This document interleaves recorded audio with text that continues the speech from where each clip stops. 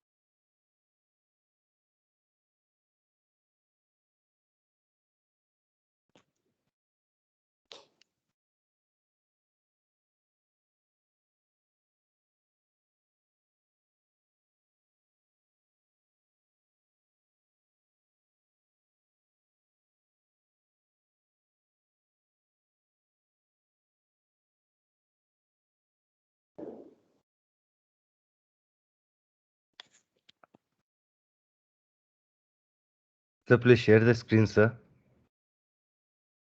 Yes, I'm sorry for the disturbance. No, sir. No problem, sir. So we're facing a little bit of a technical issue.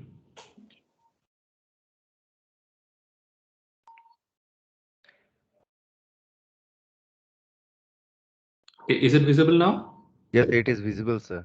All right. Okay. Fine.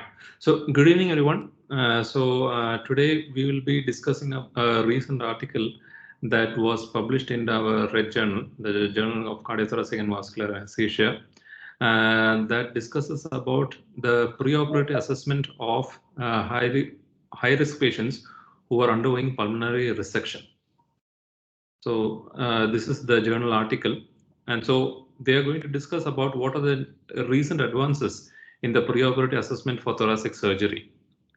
So in the current era, the focus of perioperative assessment for lung cancer is not just cardiopulmonary risk, but it is on the overall risk that the patient is under. There has been significant advances in screening for lung disease, in diagnosing lung conditions, and also in the perioperative care. So with these advances, the pool of patients that are presenting for cancer surgery has also expanded. So with that, we often see advanced age patients coming in for surgery, patients with multiple comorbidities, and also the level of frailty that these patients are under is also increased. So all these put together, this leads to an increased risk of post-operative events as well.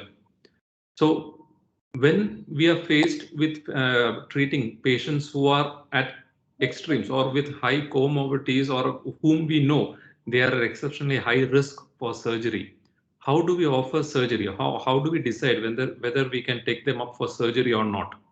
So as Gass and Olson in 1986 has rightfully said, what exactly is an unacceptable surgical mortality in a disease where there is 100% mortality if you do not treat it surgically? So you know the surgery is treatable, but due to the associated comorbidities, what would qualify as an unacceptable surgical mortality?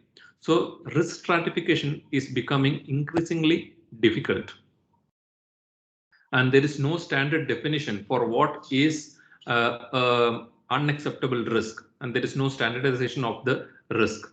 So let us see what the authors are discussing in their in this article. So traditionally, for lung cancer surgery, lobectomy is the gold standard of treatment. And thoracotomy is the approach for lobectomy. But up to 40% of the patients, although they have an anatomical resectable lung disease, they are considered inoperable based on their pulmonary dysfunction. But advances in the surgical approach and also in medical management, for example, parenchymal sparing surgery, minimally invasive approaches, and also improvement in perioperative management has increased the pool of high-risk patients who present for surgery and who can be offered surgery if the surgery is feasible.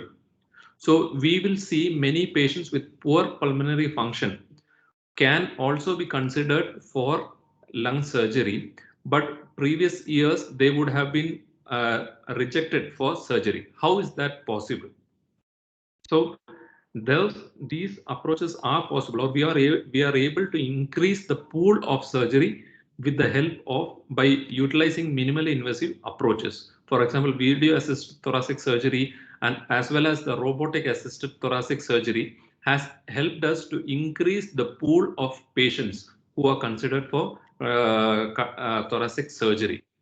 And VATS is associated with better postoperative pulmonary and diaphragm mechanics, reduced pain, postoperative pain, and also better functional outcome. And also it is associated, both VATS and robotic assisted thoracic surgery is associated with a reduced incidence of pulmonary, cardiac, and overall complications as well. So this is the reason why even patients with poor baseline lung function are also being considered for surgery. So with the advent of minimally invasive approaches, even patients who fall in the lower end of the spectrum are also being considered for surgery. So even patients with predicted postoperative FEV1 less than 40%, who would otherwise have not been considered for an open thoracotomy procedure, are being considered for surgery. So how do we stratify patients with such low or poor lung functions? So to do that, risk stratification is a very challenging aspect of the preoperative evaluation. So there are several risk scores that have been going around in the literature, but none of those risk scores can help in predicting the future. So what exactly do we use a risk score for? The risk score is only to stratify risk and to calculate risk-adjusted perioperative morbidity and mortality.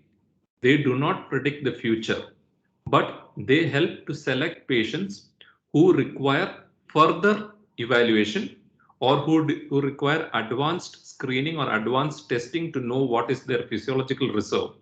And the second importance of risk scores is to help the family or the patient to make a more informed clinical decision. By using risk scores, we put them into different categories, and we are able to prepare our perioperative care. So patients who are on the higher risk score will require more invasive monitoring and more invasive care.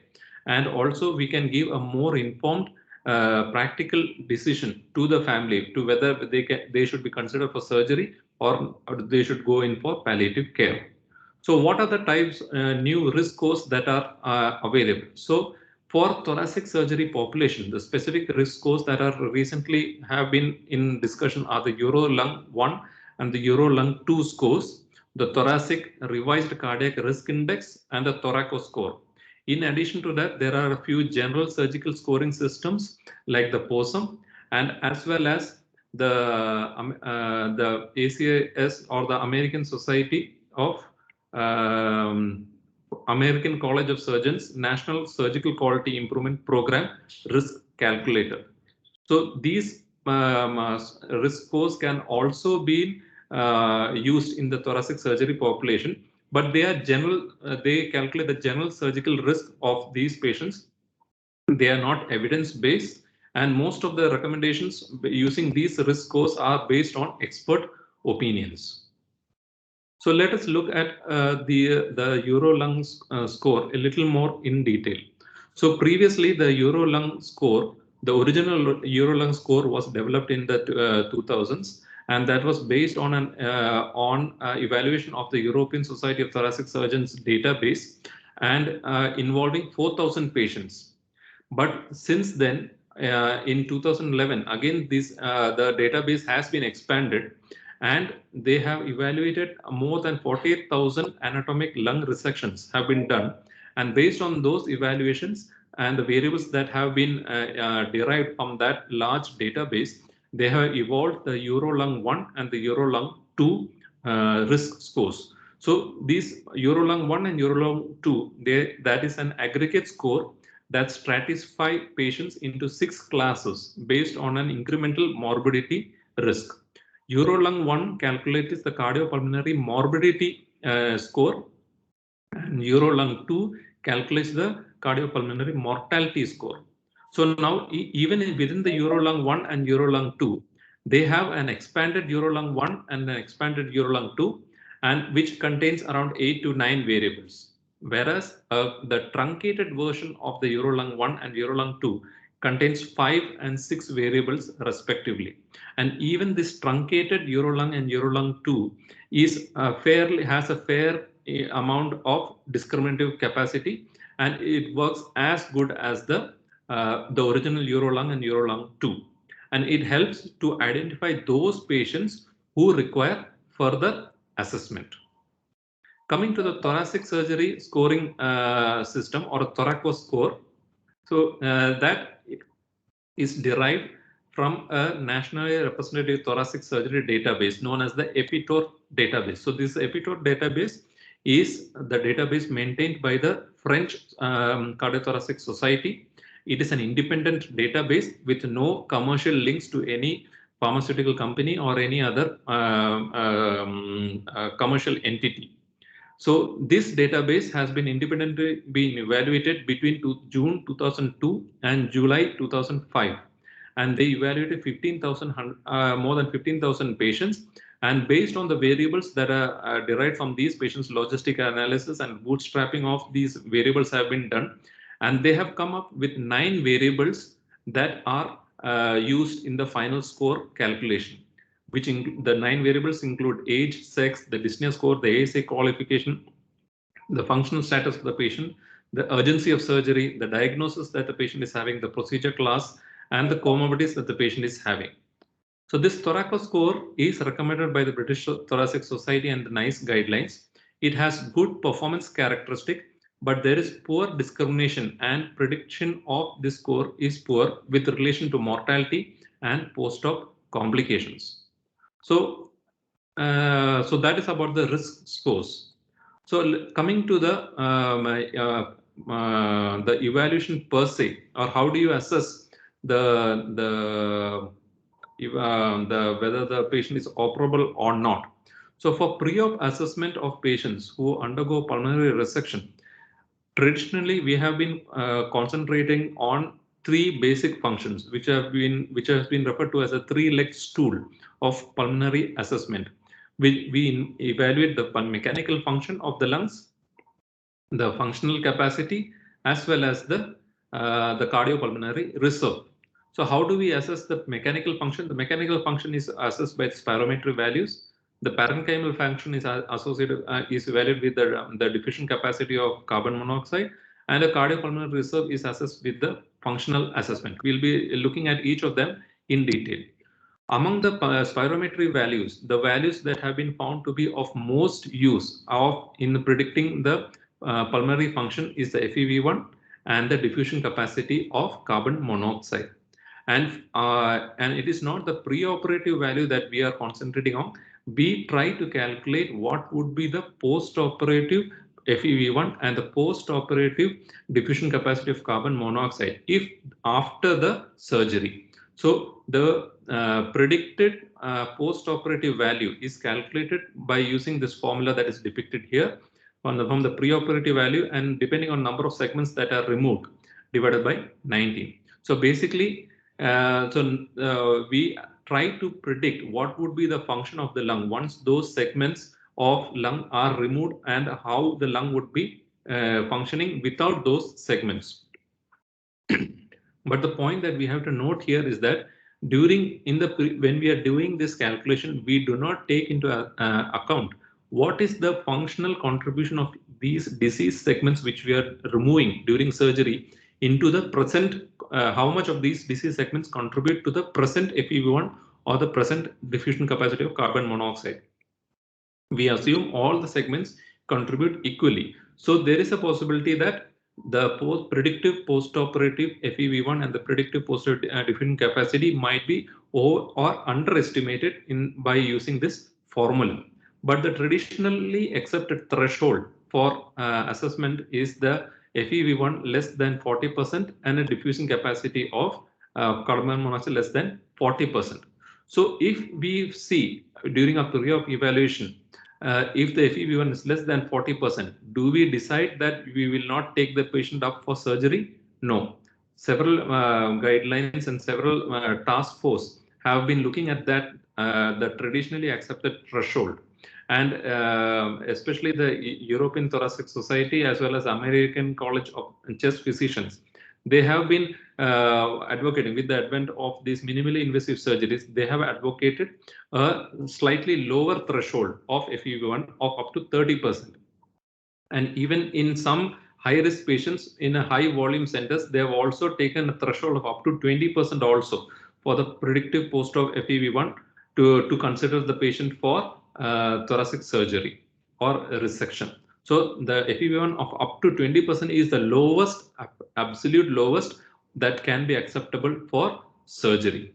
So, and also when we when we evaluating the patients for the baseline lung function, what we have to take into account is that when patients with chronic lung disease or with a pre-existing lung disease, especially patients with interstitial fibrotic lung disease, the diffusing capacity of the carbon monoxide is what we have to look into that.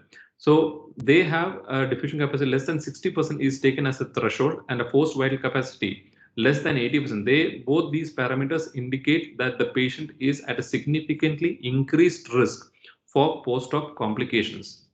The problem with interstitial lung disease is that post-operatively, there is a tendency for a post-op exacerbation of the underlying pulmonary fibrotic pathology. So that can also act as a contributing factor to reducing the lung function in the post-op period.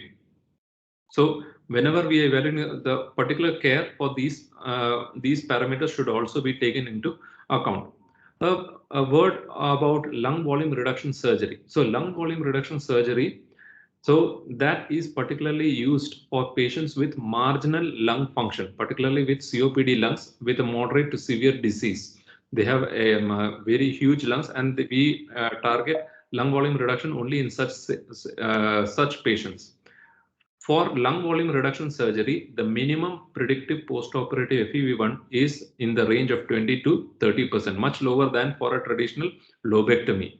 And also for diffusion capacity of carbon monoxide, more than 30% is the minimum that is accepted for such patients. Also age more than 70 and a PCO2 more than 50. These are the minimum values that we can consider for lung volume reduction surgery. So just by having a FEV1 value alone, that is not an accurate assessment of pulmonary reserve. We have to look at all other parameters also. And predictive FEV1, as I previously said, that may overestimate the lung loss particularly in COPD patients, because those damaged lung segments may not be actively contributing to the FEV1 or that is generated, or the pre-op FEV1 that is being generated. So another another important thing that we do during the evaluation of the lung function is to look at regional lung function. So among the regional lung function, the gold standard in that one is the VQ assessment, ventilation and perfusion assessment. That is the gold standard. Other parameters which we can use to assess the regional lung function is quantitative CT or a dynamic MRI. But so do we use regional lung function for all patients who come in for lung surgery? Definitely not. So we have to use regional lung function only in patients where the predictive post-op FEV1 value is less than 40%. So only in the marginal patients or high-risk patients, we consider evaluating the regional lung function. So why do you want to do regional lung function? That it helps us in a more accurate prediction about the post-operative FEV1. So by removing the diseased segments with the segments which are not actually contributing to lung function, we will have a more accurate assessment of the post-operative FEV1 and take a more informed decision about the risk status of the patient. Coming to another important aspect which the authors are discussing in the evaluation of patients presenting for lung surgery is to evaluate the cardiac risk of the patients. So in patients who present for thoracic surgery, the incidence of cardiac complications has been estimated to be up to 30%. In that, the most common complication is atrial fibrillation. The incidence of myocardial infarction is less than 5%, and RV dysfunction is another very common complication that has been associated with thoracic surgery. Why does RV dysfunction happen? It is proportional. The amount of RV dysfunction that happens has been estimated to be proportional to the amount of lung excised. So most commonly, it is a multifactorial dysfunction or multifunctional causes that leads to RV dysfunction. But along with the resection of the lung segments, there is an increase in the RV afterload and an uncoupling of RV and the PA, which leads to an increase in RV upload or leads to RV dysfunction.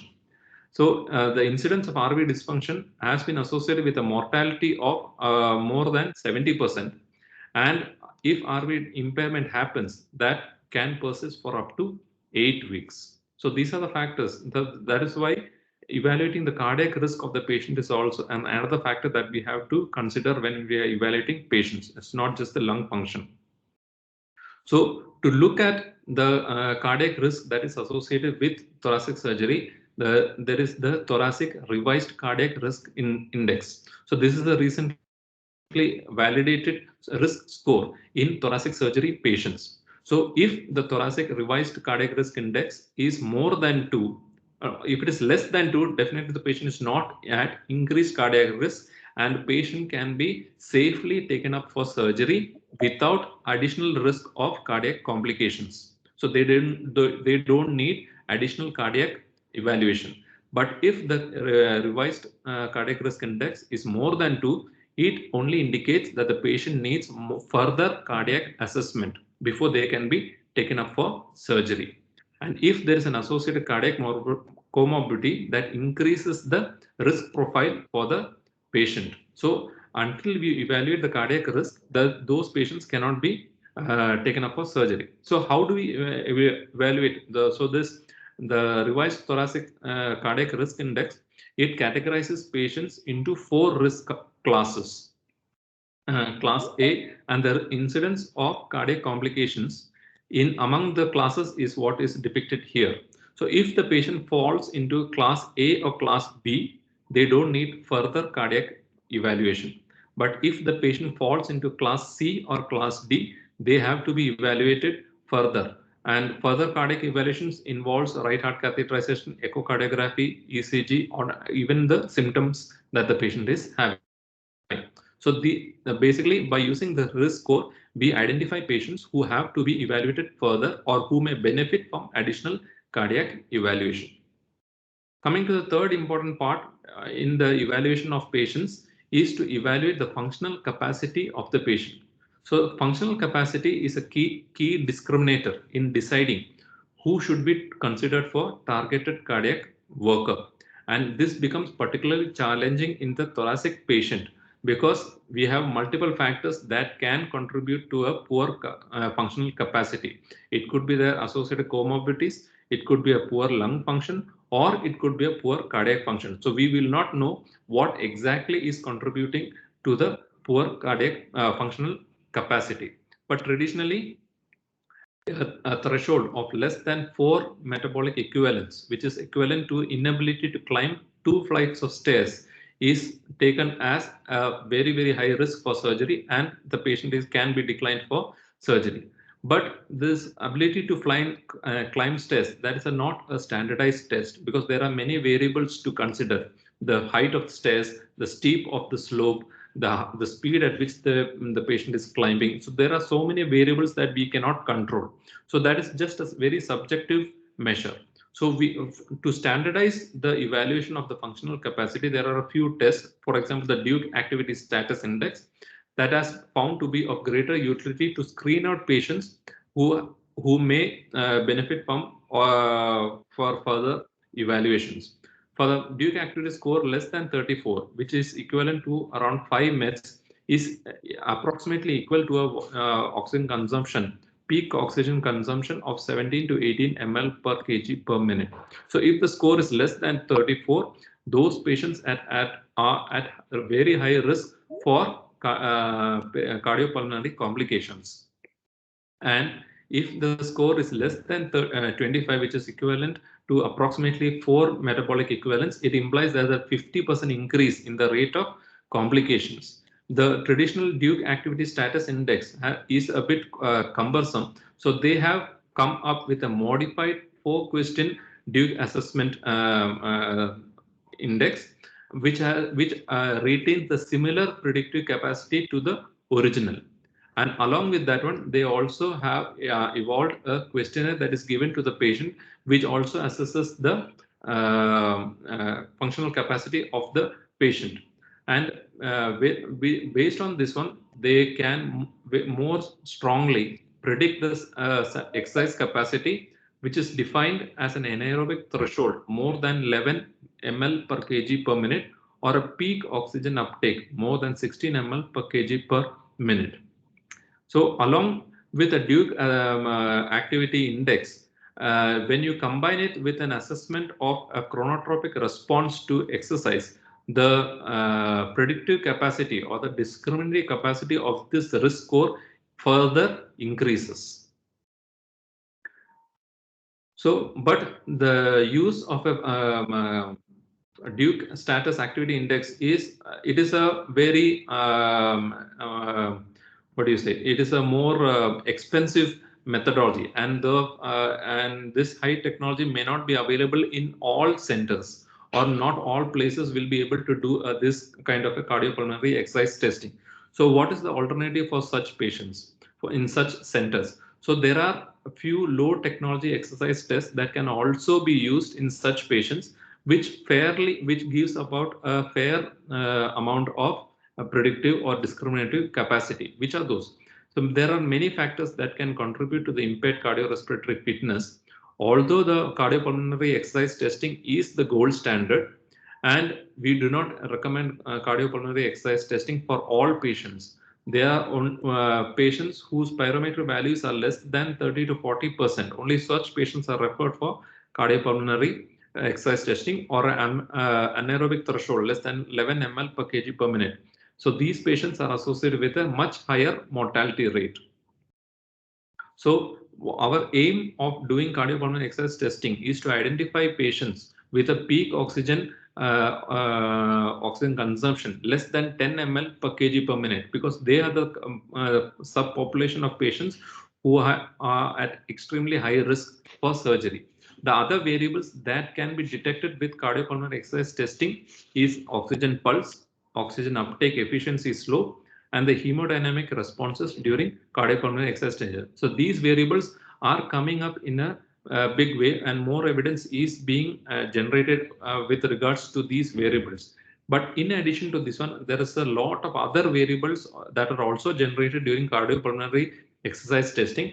But the sad part of it is that we are not actually utilizing, or we are not putting the test to the full use, because we do not know what is the significance of these variables and how these variables can contribute to the overall picture.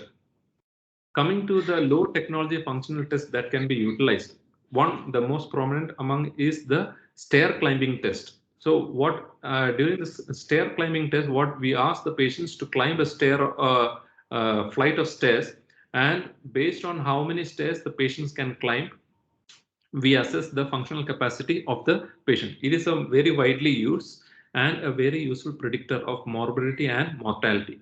So if the patient is able to climb 3 flights of stairs, it roughly indicates an absolute FEV1 of more than 1.7 liters.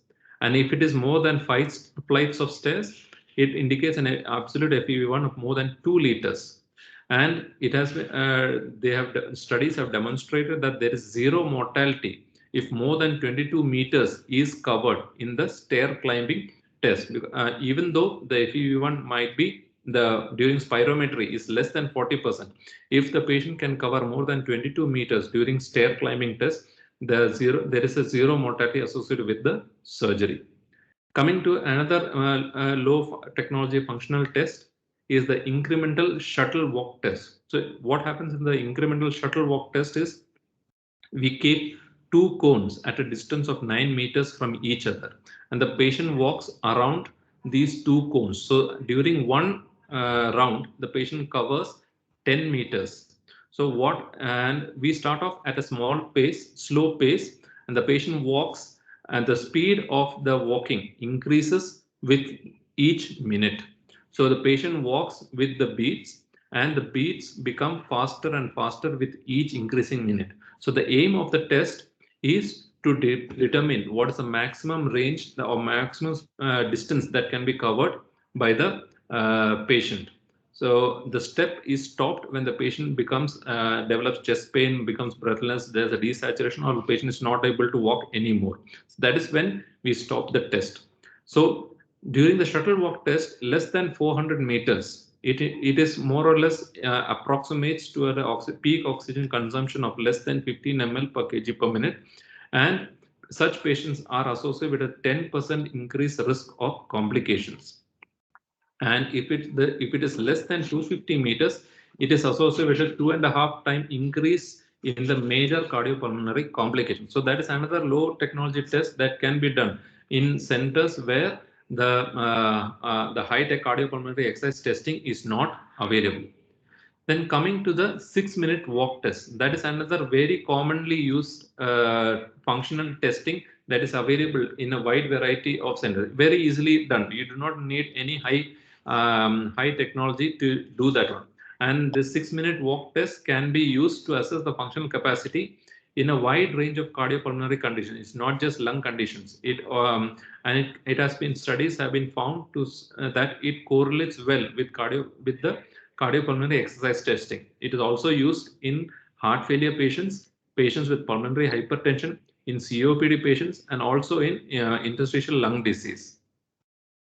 But it is considered as a sub-maximal exercise test. The patient does not stress himself to the maximum limit. But the advantages are it is simple to use.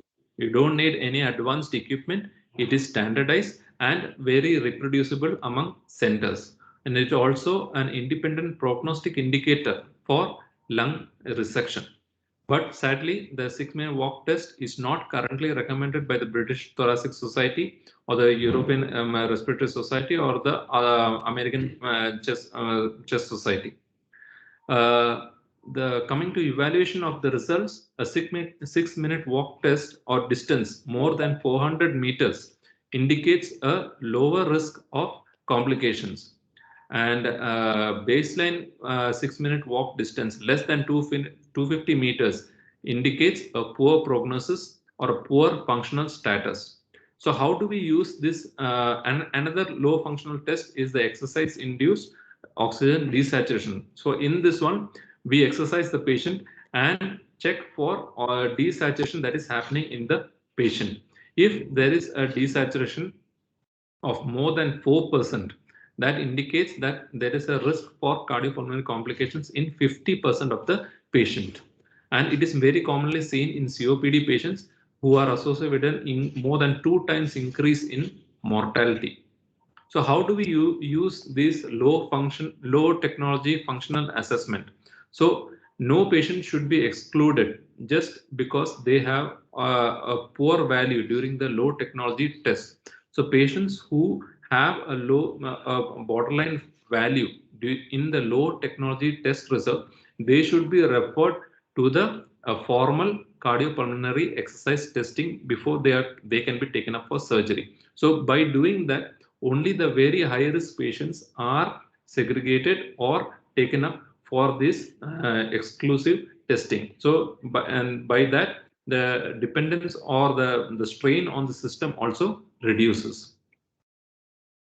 So another way of evaluating the cardiac risk for the patients is by evaluating the cardiac biomarkers.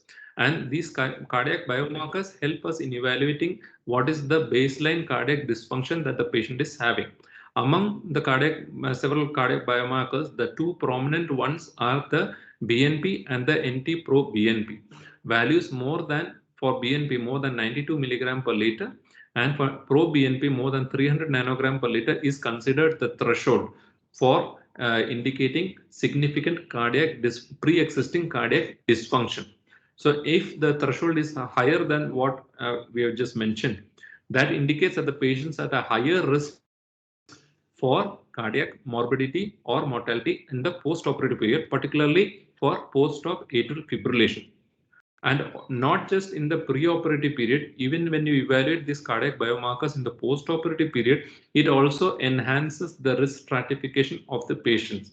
It helps in identifying patients who are at a higher risk for cardiac complications in the post-operative period. So if there is an early elevation in the early post-op period, that is associated with an increased morbidity risk and as well as a progressive functional decline. Coming to another aspect that is commonly seen in patients who present for lung surgery, that is pulmonary hypertension. Just because the patient has pulmonary hypertension, that does not contraindicate surgery, because the pulmonary hypertension in these patients can be due to several reasons. It could be due to a vascular problem, or it could be due to a parenchymal disease that is producing the pulmonary hypertension. Agreed that the perioperative mortality in patients with pulmonary hypertension ranges between 7 to 24% risk. So just by pulmonary hypertension itself, it increases the risk for surgery. But death in such patients are secondary to right heart failure or respiratory failure. These patients, even with moderate exercise-induced stress, can lead to a rapid increase in their mean pulmonary artery pressure. So we can imagine that in the intraoperative period, there is the stress of the surgery, as well as the changes that are happening due to one lung ventilation, as well as the mechanical compression of the lung. All these factors can further aggravate the already elevated PA pressures and can significantly increase the risk for both cardiac complications as well as desaturation and pulmonary complications. Coming to the postoperative period, there are significant changes in pulmonary blood flow following resection of the lung segments, and also subsequent vascular remodeling also adds, in addition to the other factors that are already there, the stress of surgery, the pain relief, and as well as the mechanical complications and the strain of surgery. All these factors are already there. In addition to that, the changes brought about due to resection of the lung segments also contributes to an elevation in the pulmonary artery pressure. So all these factors increase the risk for these patients. So these patients, they have to be patients with pulmonary hypertension should be evaluated for their cardiac risk as well as their lung function in a more detailed manner. How do you evaluate the pulmonary hypertension patients? You have to primarily look at the symptoms the patient has. That is a much better evaluation parameter to stratify the severity and the risk due to pulmonary hypertension than any other investigative modality. But along with that, you also have to do a preoperative transthoracic echocardiography to determine what is the probability or quantify the level of pulmonary hypertension. And if the values are high, then you should also refer the patient for a right heart catheterization. cardiac magnet MRI is also coming up in a big way as an alternative non-invasive test, and it has been shown to be accurate and reliable to assess right RV morphology, RV function, as well as RV flow parameters. Coming to postoperative atrial fibrillation, the incidence of atrial fibrillation among several studies has been found to be roughly around 44%, and it is usually self-limiting and gets resolved within the first 48 hours. But still, the incidence increases the hospital length of stay, increases morbidity, 30-day risk of stroke, as well as mortality. So, what are the risk factors that predispose to development of atrial fibrillation in these patients? So it be divided into two types. One is the surgical factor and the other one is the patient factors. Among the surgical factors, it is bilobectomy or pneumonectomy. The larger the resection, higher the chance for atrial fibrillation. Among patient factors, age over 65, male gender, pre-op higher heart rate, neoadjuvant chemotherapies, pre-existing lung or chronic lung disease, ischemic heart disease, and an elevated pre-op NT-proBNP. All these have been identified as risk factors for post-op atrial fibrillation. So when these risk factors are seen in a patient, do we give routine prophylaxis for these patients? No. The evidence for that is it is not at all convincing, and none of the guidelines advise routine prophylaxis in patients who, even though they may have the risk factors, it only advises close monitoring of these patients. What are the agents that can be used for treating atrial fibrillation? Is just the same ones: beta blockers, ACE inhibitors, amiodarone, calcium channel blockers, and magnesium. All these have been found to significantly reduce the risk of post-op atrial fibrillation. But routine prophylaxis with these agents have not been advised. The use of amiodarone in lung thoracic surgery patients is a bit controversial, and all the controversy was brought about due to a case report by Van Meegen et al. So in his study, he observed 3 patients who had undergone pneumonectomy developed amiodarone-induced ARDS. So on detailed analysis of this one, the pneumonectomy itself could have been a risk factor, but just because 3 patients who received amiodarone in the immediate post-operative period, they have an aggravated ARDS picture. So that is why the fear of using amiodarone in thoracic surgery patients has been there. But that 2010-11 STS guidelines state that you should not give a prophylactic dose of amiodarone, but the patient, if they go to atrial fibrillation, you can use amiodarone. But as far as possible, you should try avoiding, particularly in patients who have undergone pneumonectomy. And also, you should not use amiodarone in patients who are mechanically ventilated or who have substantial pre-existing lung disease. So that's about the use of amiodarone. Coming to another important aspect about the preoperative evaluation is frailty assessment. So this frailty assessment of the frailty is a very underutilized tool to improve risk stratification. So what exactly is frailty? It is a dynamic, multi-dimensional and potentially reversible syndrome of reduced physiological reserve. It is different from comorbidity and disability. That frailty and comorbidity are 2 different entities. So frailty is actually, it is a decline in multiple interrelated physiological systems and dysregulation of normal hemostatic mechanisms that causes the patient to become increasingly vulnerable to their baseline reserve or following an acute stress. So how do we assess frailty? Frailty is very commonly seen in COPD patients, and the incidence has been estimated to be ranging between 20 to 58%. So routinely evaluating frailty is quite a bit of a challenge. Recently now they have come up with 2 evaluation scales, that is a Fried phenotype criteria and the clinical frailty scale. By using these scales, we are able to somewhat quantify the amount of frailty that the patient is having. But the Fried phenotype criteria, it is a very exhaustive scale, and it becomes very difficult to use in the bedside, particularly in a very busy practice kind of a setup. So to make it much more user friendly, they have come up with a modified Fried index that reduces the number of variables that the patient that is used. And this modified Fried index also has been found to correlate much fairly decently like a Fried phenotype criteria.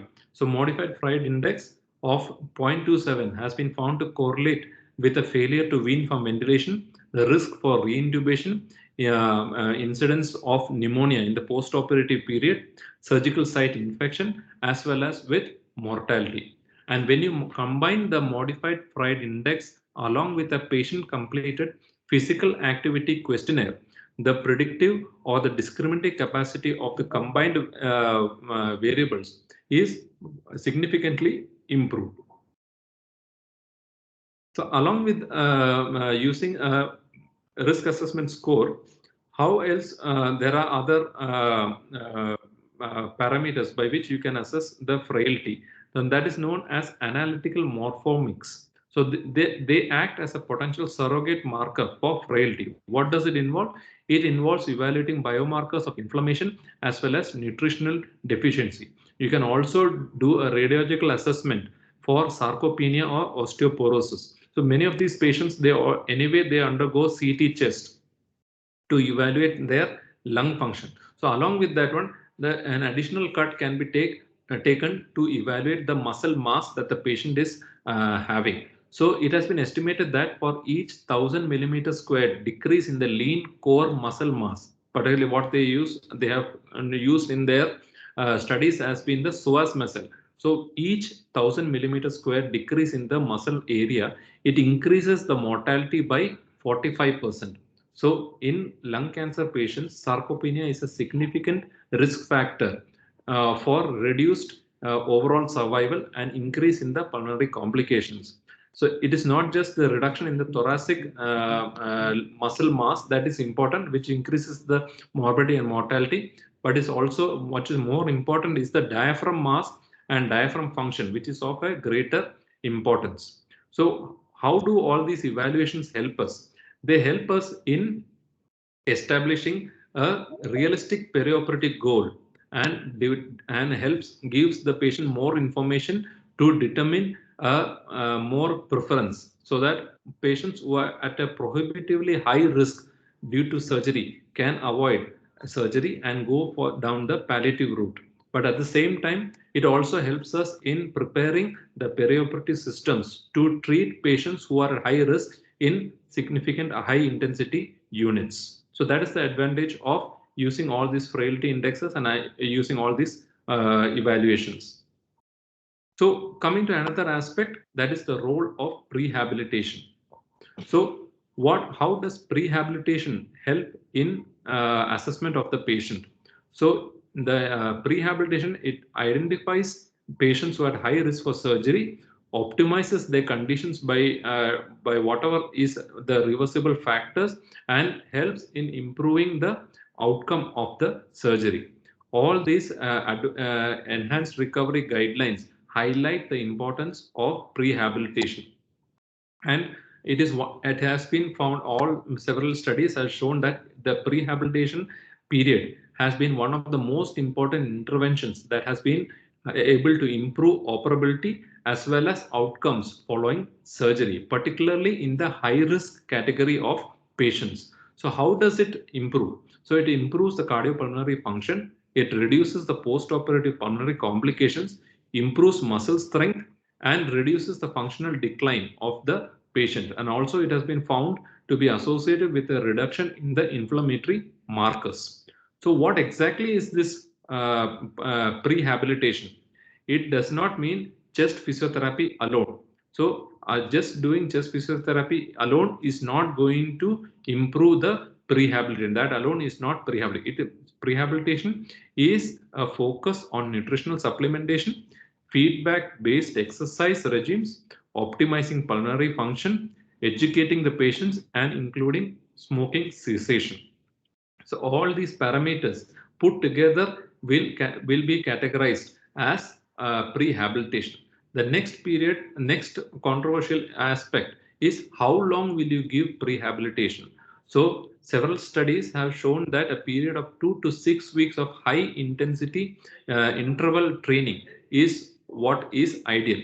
But will we able to get that 2 to 6 weeks of period of prehabilitation period in all patients? That is a question mark. What if the patient comes in for an emergency surgery? Will you have enough time to prepare the patient, or will the patient have enough time to prepare or improve his functional status before he can be considered for surgery? Some studies have shown that even at least a 4-week pre-op exercise program can increase the maximum oxygen consumption by approximately around 3 ml per kg per minute, and can also improve the 6-minute walk test by 49 meters.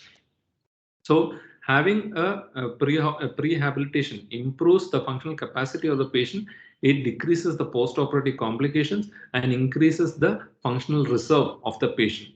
So prehabilitation, it does not stop in the preoperative period. When you combine it along with a continuation in even into the post-operative period also, the rehabilitation program, it helps in extending the gains that you have made in the preoperative period. So the prehabilitation exercise should not stop in the preoperative, but you should also continue it into the post-operative period. And even using a prophylactic non-invasive ventilation has also been proposed as an adjunct to improve the post-operative condition of the patient. So then coming to the another important aspect, following thoracic surgery, where do you admit the patients? Do you admit all the patients in ICU, or do you admit them in the post-op recovery area? So thoracic surgery patients, particularly the high-risk patients, are at risk for unplanned ICU admissions, and the incidence has been estimated to be between 6.3 to between 6 to 18%. And unplanned ICU admissions, they are associated with a high in-hospital mortality. And even ICU readmission is also a big factor in these patients after the initial recovery. And most common reason for ICU admissions is post-op pulmonary complications. So the risk factors that are associated with ICU admissions, or which are the patients you will consider for ICU admission following surgery: patients who undergo thoracotomy, pneumonectomy, age over more than 65 years, or a post-op predictive FEV1 less than 45%, or a diffusion capacity less than 50%, or associated cardiac comorbidity. These are the set of patients whom you would consider for an elective ICU admission following thoracic surgery. And the rest of the patients can be managed in an overnight intensive recovery area. And this period can be extended up to 24 hours. And if they require treatment for more than 24 hours, then they should be shifted to an ICU. By dividing the care of these patients into such separate units, the load on the ICU has been found to be much less, and it has been also been associated with a good outcome as well. So these are the main points that the authors have been discussing in this particular topic. And so they have been concentrating on the three-legged stool approach that remains the cornerstone of pre-op assessment in thoracic surgery, and the importance of prehabilitation in reducing the cardiac and pulmonary comorbidity, and cardiac risk assessment as a key discriminator are the main things that the authors are stressing on.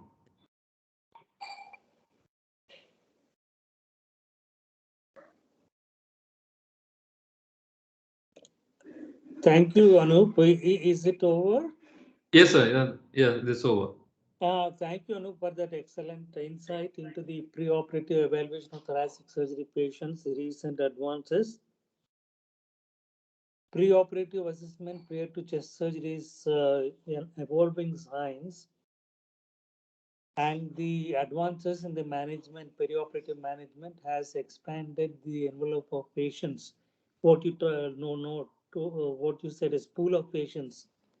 This pool of patients is ever increasing, and it is our responsibility to assess them using proper tools and then give a prognostic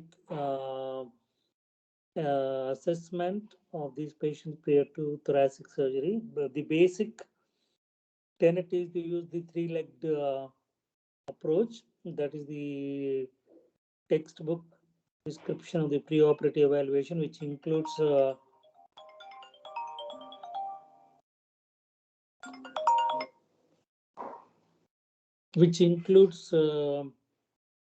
mechanics of respiration, the gas exchange capability, and the cardiopulmonary interactions.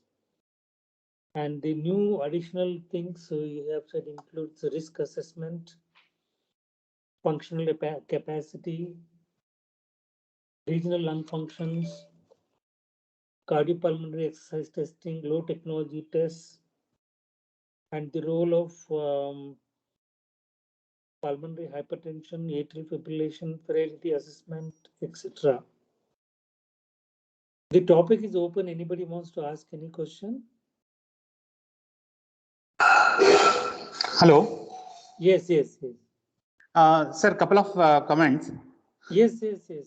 Yeah, one is many times when we have patients, main bronchus involved in disease like malignancy, the lung parenchyma is healthy. Quite a few of the functional assessment tests might fail to detect the severity. Probably occluding the pulmonary artery on the side where you're going to do pulmonary excision or resection. That might give an idea about what is going to happen, whether the patient is going to land up in cor pulmonale, and that might significantly impact the outcome. Anup, you want to respond to that? Yes, sir. So that's a very pertinent point that Dr. Ratan has made. Yes, definitely. So if the lung, there's a involvement of the bronchus, or that involves that can contribute significantly to the evaluation of the patient. So that can compromise the pulmonary function of the patient, and that will not give a good picture of what is the functional reserve of the patient. True. Yeah, And I that's think a very good point, Ratan. You said a very nice point. So if lung is going to expand and contribute to pulmonary function, whatever preoperative assessment you have done may not hold valid in such patients. Thanks and the other way also is true. In case that lung is going to be sacrificed, you're going to do a pneumonectomy because of the airway involvement, and it's basically an underlying healthy lung. Then again, patient can land up into acute cor pulmonale in the postoperative and can have a very poor outcome. Yeah. So the other thing which Dr. Anup highlighted is very important as well. In preoperative preparation, with the present lot of pandemic affecting the lungs, if they're preoperatively trained with tolerating NIV, especially in OSA population, or if there's underlying lung parenchymal disease, probably that can help in the postoperative to a large extent. Absolutely. That's what he mentions, prehabilitation. Yeah. And in cardiac surgery patients, we are doing this spirometry training in the preoperative. That helps to a large extent as well. Yes.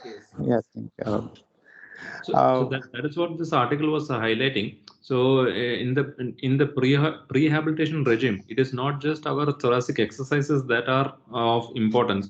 Along with that one, we have to concentrate on nutritional assessment as well as functional training. And they are concentrating on high intensity exercises based on the morbidity risk of the patient. So that's very interesting. Prehabilitation exercise, a multimodal approach towards prehabilitation is what they are concentrating on. Anup, is there any mention of using anabolic steroids for this respiratory cripples who have cachexia? Right. So no, they have not mentioned about using any medications in this one. They are not highlighted that in this particular article, but there was a single mention about that one, that there is the evidence base for using steroids in the preoperative period is not robust. So they just restricted it to a single line over there, and they did not elaborate on that aspect. All right. Thank you so much. Yeah. Thank you. And also we should make a differentiation between cardiac cachexia and frailty. Frailty, the heart is actually normal, whereas in cardiac cachexia, the heart is not functioning well. That's why they don't eat well. And long-standing cardiac disease causes cardiac cachexia. Yes, sir.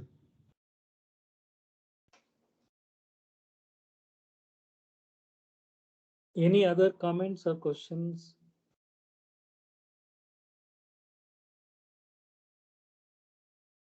Thank you, Anup, for that nice topic. You have given us insight into the